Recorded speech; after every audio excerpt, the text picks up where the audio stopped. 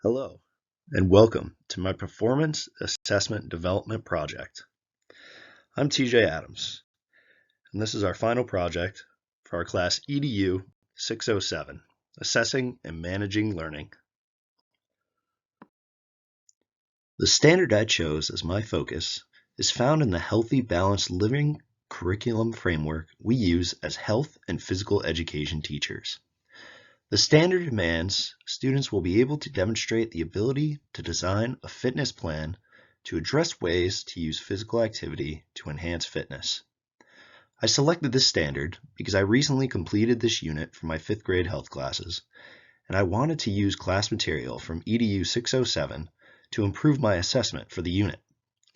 The information presented to students throughout this unit are the components of fitness, the FIT principle, and the concept of progressive overload. Students will use these 3 guidelines to build their own generalized fitness plan. Deconstructing the standard of focus helps bridge the gap between professional and student-friendly language. Using student-friendly learning targets can help teachers format assessments and rubrics so students understand the desired learning outcomes. Students will work to achieve the following 4 learning targets. I can identify 4 of the components of fitness and explain why each component is important to my health.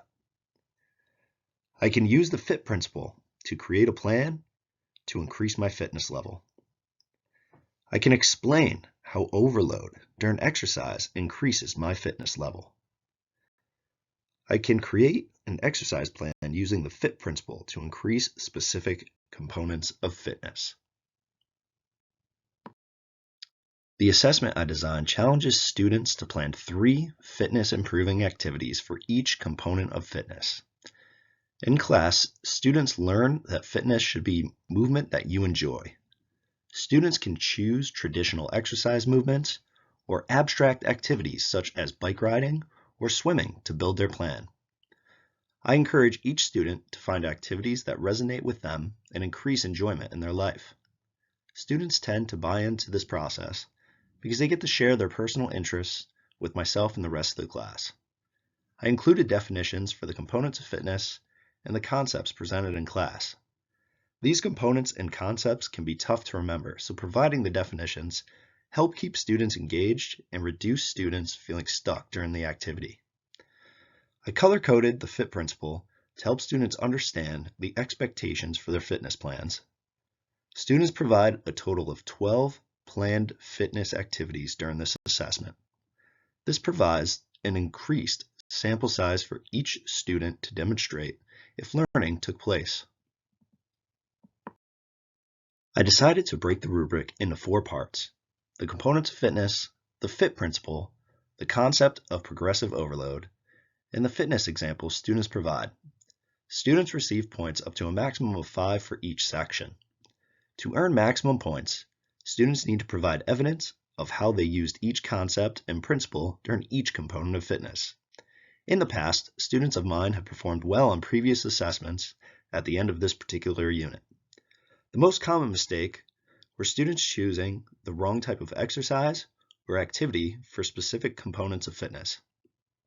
This is what pushed me to include the definitions on the assessment handout. I included a written feedback column so I can specify where students lost points in more detail or to provide praise for students that reached success.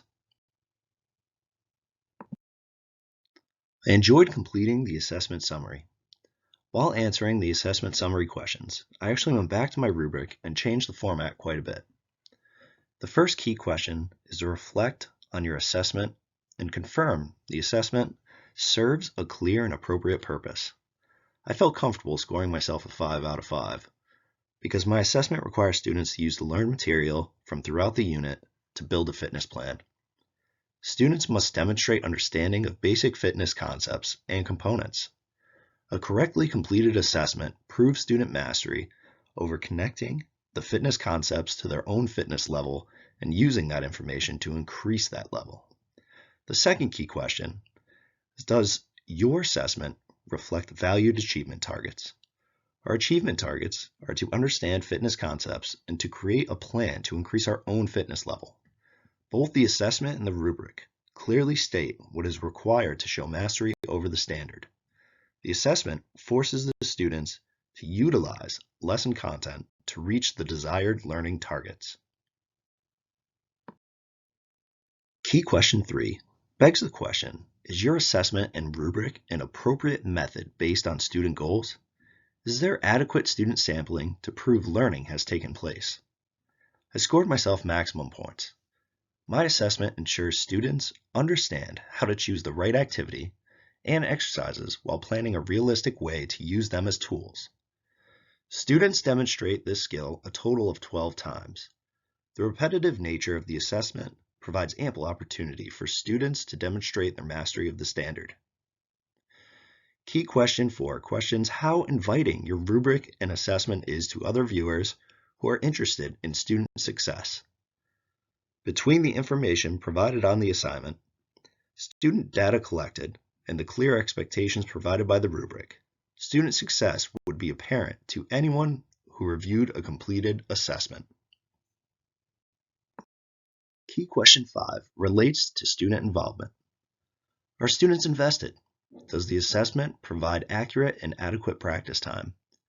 My assessment allows students to create a fitness plan that could be implemented in their own personal life, not just in the classroom. Students answer the questions using movements and activities they enjoy. This increases the want to learn and sharing of their completed assessments. Students can be proud of their choices as well as take home the completed assessment after grading to use further. In conclusion, this final assignment for Class EDU 607 allowed me as the learner to utilize material from throughout the class to create and refine assessments and rubrics I use in my professional occupation. I enjoyed how the structure of this class allowed me to use new skills such as deconstructing standards to create a better learning target for my students. I felt these learning targets led to a more student-friendly template for my final assessment. As stated before, comparing class resources against my first draft of my rubric helped foster growth in my final product presented here. I found using student-friendly learning targets helped keep me from creating an assessment that may have been too advanced for my learners. Overall, I felt this assignment was valuable to my professional growth.